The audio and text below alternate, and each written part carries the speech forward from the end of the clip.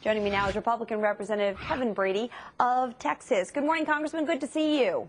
Hey, thanks, Alexis. Thanks for having me. So you're pretty outraged, I assume, about what has happened in this AIG scenario. But on the other hand, are we taking this whole story way too far in terms of using the tax code as a punitive way to regain some of the funds?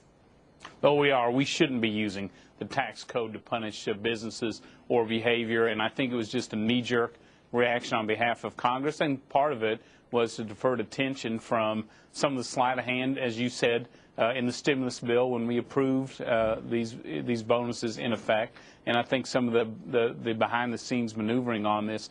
Plus, I just think if you're going to seek private investors to help solve this problem, Congress shouldn't be, and the government shouldn't be attacking them at the get-go. So, Congressman, explain to me why it is that this is the thing that the American people have latched onto. I mean, we can understand the anger and the frustration when billions and billions of dollars have been directed toward a company that is on life support.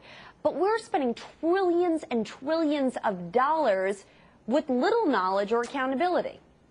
You know, I think back home, people focused on the AIG bonuses, both because it seemed like the company was absolutely tone deaf to the public mood, but I really think is more a reflection of incompetence, excuse me, almost an incompetence on behalf of government. I mean, the whole bailout has been such a disappointment, even for those who voted for it, and it just seems like we as a government have little control and fewer solutions. And so I think it all culminated and focused on those bonuses. In some respects, you know, it's interesting. I kind of see Andrew Cuomo right now as sort of the white knight who's calming down all of this fear and anxiety, and there's some rightly so fear and anxiety, but he's calming it down for the rest of the industries who say, hey, wait a second, this still is a capitalist system. This still is a country built on performance, and if performance is merited, then in certain industries there should be bonuses, perhaps not this big or this outrageous.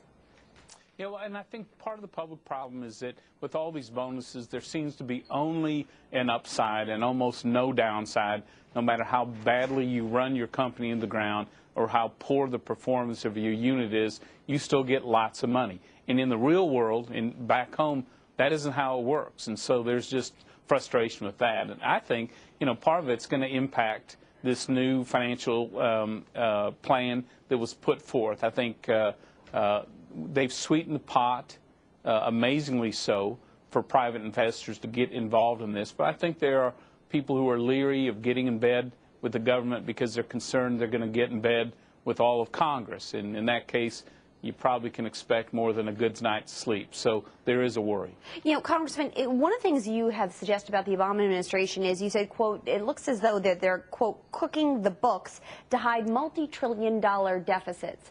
Why not investigate this story? Why are we not focusing on these trillions of dollars, as I said before? You know, I think we are. You know, there's been a lot of widespread criticism of the new budget, the economic assumptions. In fact, the blue chip consensus forecast that came out last week really was dramatically different than Obama numbers. And so from the Budget Committee standpoint, from our Joint Economic Committee standpoint, we're going to keep focusing on those numbers because they hide massive debt that only can be paid off with massive tax increases. All right. Well, Representative Brady, I thank you very much for joining us. You make some great points. Good seeing you as always. Thanks, Alexis. Appreciate it.